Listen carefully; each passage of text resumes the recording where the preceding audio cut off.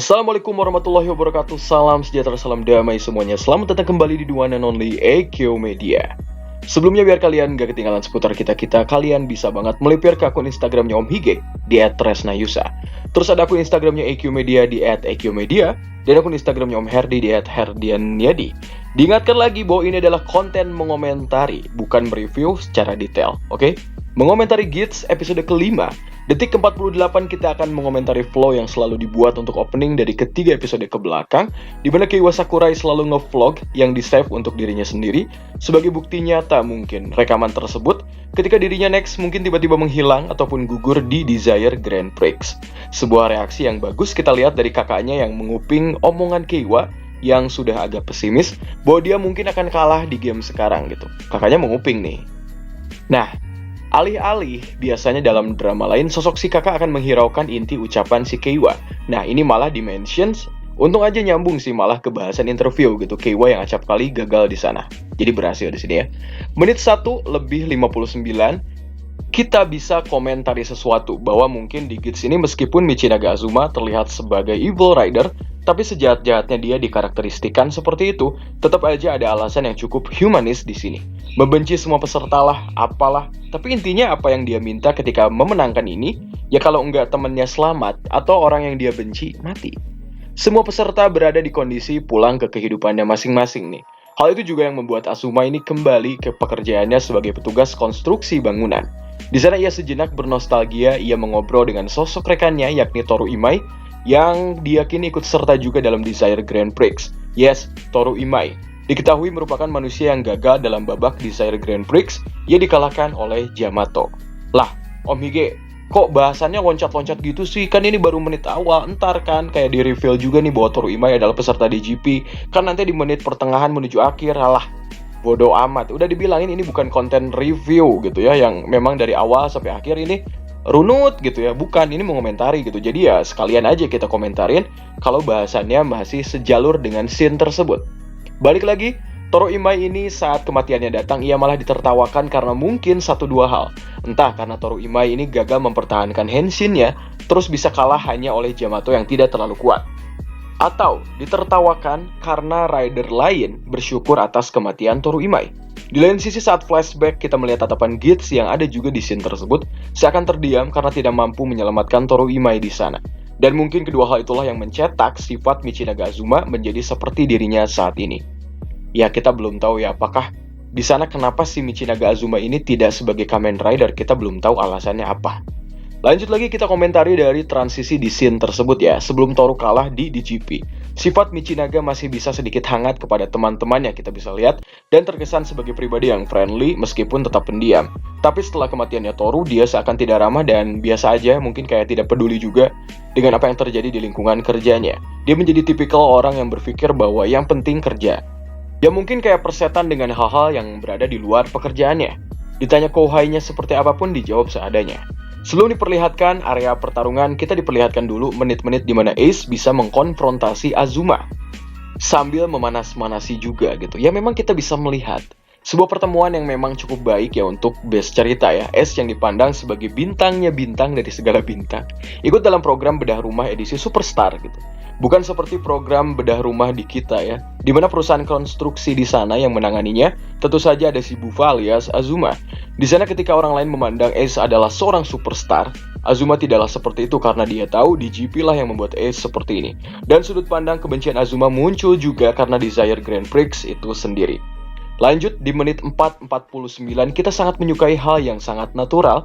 Bisa kita lihat Azuma rapat dengan timnya dengan norma-norma aja sambil memperlihatkan si bosnya ini memperlihatkan kayak kertas konsepnya. Layaknya profesional, tidak hanya diem aja gitu kayak luntang-lantung dalam frame kamera meski fokusnya menyorot Ace Ukyo. Dan langsung lanjut lagi kita juga bisa melihat bagaimana Ace menyulut amarah Azuma begitu mudahnya karena dendam Azuma yang pasti muncul ke sosok pemenang Desire Grand Prix. Ketidaksukaan Azuma pasti sudah sangat menumpuk di sana meskipun mungkin Imai tidak musnah dalam game. Azuma pasti memiliki sedikit kedengkian jika karakter pemenangnya adalah Ace Ukyo. Mengibaratkan banteng yang gampang tersulut. Banteng dekat dengan warna merah, pasti. Banteng mudah marah, entah itu karena warna merah tadi atau ya pokoknya dekat dengan warna merah. Kita jadi ingat sesuatu nih. Apa ya?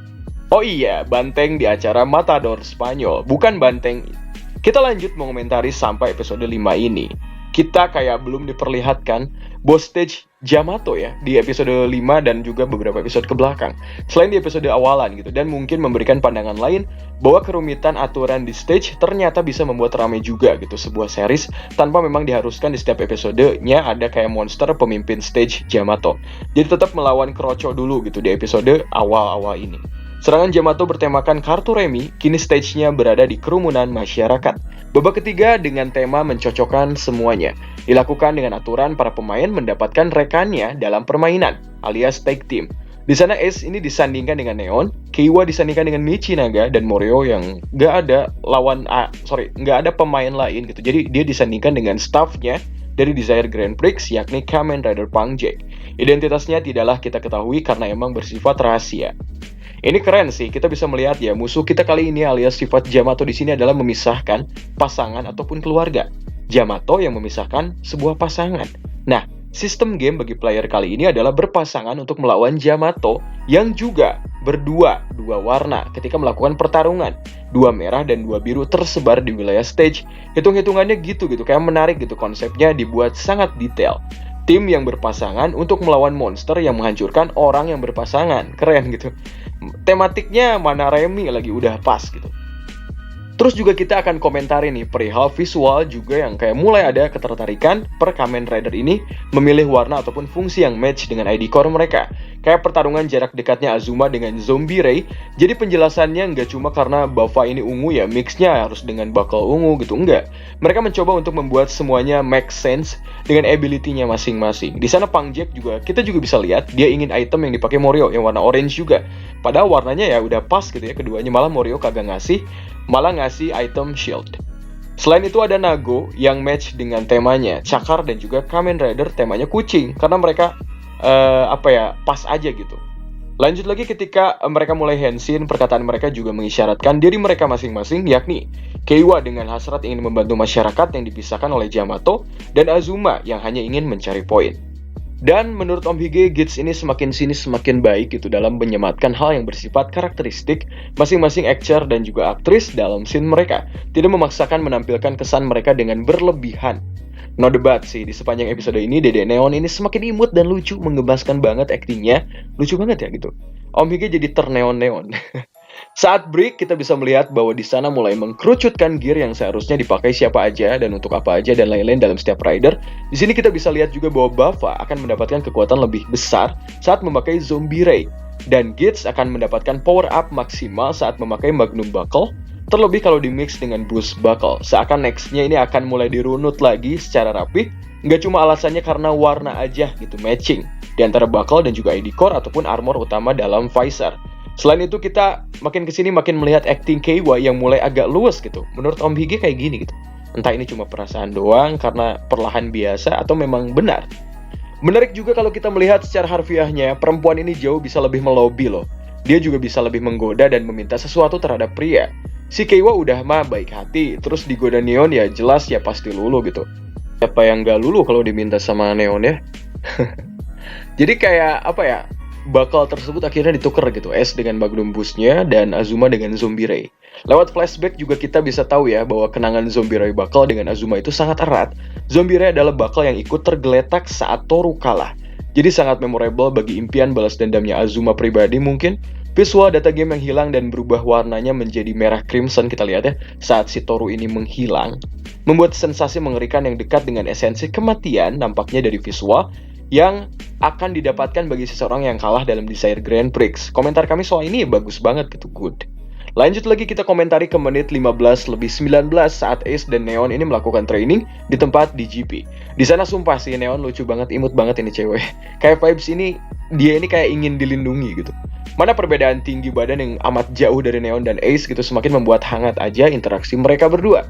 Kita bisa melihat bahwa entah itu hologram ataupun asli Yamato sih, kayak Yamato buat latihan ya disebutnya ya, dari DGP gitu yang Ace munculkan dalam remote training. Semakin kita berpikir bahwa Yamato memang ya bagian dari DGP yang harus kita selidiki, alias Kalian nyadar nggak sih kayak tujuan UKOS dan penonton ini sama gitu? Ngerti nggak? Ini keren gitu, membangun keinginan main character dengan penonton itu belum tentu jadi sama gitu. Di series itu kan belum tentu sama. Dan Gits ini membuat ini seakan satu tujuan. Jadi penonton dan CS Ukyo ini sama satu tujuan. Aku bingung Om Hige, aku nggak ngerti. Gini nih, misal di Zio, di mana Sogo ingin dia menjadi raja gitu di segala bidang. Osama Ninaru, pokoknya gitu semua ya. Penonton sebetulnya nggak peduli dengan hal itu kan, kayak dia jadi raja ya bodo amat gitu, yang penting rame aja jalan ceritanya gitu. Penonton kayak bodo amat, nggak semua juga kan kayak ingin jadi raja ataupun menguasai di bidangnya kan. Terus kasus lain nih, seperti tujuan Emu yang ingin membantu semua pasien, terlebih anak-anak gitu. Tapi kan nggak semua keinginannya ini jadi dibuat menarik loh. Bener kan? Kayak memang keinginan mereka ini bagus dan baik untuk jalan cerita, tapi berbeda dengan UKOS yang ia join game terus ingin menguak apa sih sebetulnya yang terjadi dengan DGP. Kenapa bisa ada Yamato? Ataupun kenapa bisa ada sistem seperti ini? Om Hige yakin sih selain mengabulkan keinginan, ya itu ingin menguak hal-hal besar yang berhubungan dengan orang yang ia cintai. Buktinya, dia udah punya segalanya gitu, berkat menang kemarin. Tapi kayak dia tetap curious gitu dengan DGP gitu. Balik lagi menurut Om Hige juga kayak gitu, kayak keinginan dan rasa ingin tahu UKOS sama besarnya dengan apa yang terjadi dan penonton rasakan. Semua kayak sama aja gitu, satu resonansi. Semoga Gits ini akan terus rame gitu flow-nya ya. Ada pelajaran terselubung juga yang ingin ditampilkan Ace kepada Neon saat training, di mana Ace mengetahui bahwa Neon ini pandai menari di vlognya, di channelnya ya. Menari itu erat kaitannya dengan beat music kan. Beatnya pasti gitu, kayak menari yang nggak mungkin jadi gak enak lah kalau nggak ada musik ya. Dan beat music itu pasti harus sinkron dengan penarinya, iya kan? Harus sinkron. Gak mungkin dong kalau antar penari gerakan dan timingnya berbeda-beda. Jatuhnya ya bakal kacau. Nah di sini Ace mengisyaratkan kerja tim yang kompak dengan ketukan menari, memainkan tempo agar mereka bisa menyerang bersamaan. Ya kuncinya adalah kekompakan, dan poin juga bisa mereka dapatkan dengan cara kompak menyerang Yamato berwarna sama dengan serangan mereka berdua dalam timing yang sama. Keren sih sumpah, kayak bukan cocokologi tapi tematiknya keren gitu. Terlepas dari momentum yang mungkin kalian rasa ini kok terlalu cepet ya ataupun kayak terlalu lambat gitu. Tapi dikonsepkan seperti ini tuh keren banget loh gitu. Sempet ngerasa kayak ragu bahwa ini Yuya Takahashi bisa improve di hal detail seperti ini gitu. Hal yang kita patut komentari juga datang dari pemilihan set keramaian warga yang umumnya sering didatangi pasangan. Kayak di awal tuh gitu, kayak pinggir pantai yang tadi dekat jembatan di mana banyak yang pacaran, ataupun sekarang kayak taman kota gitu.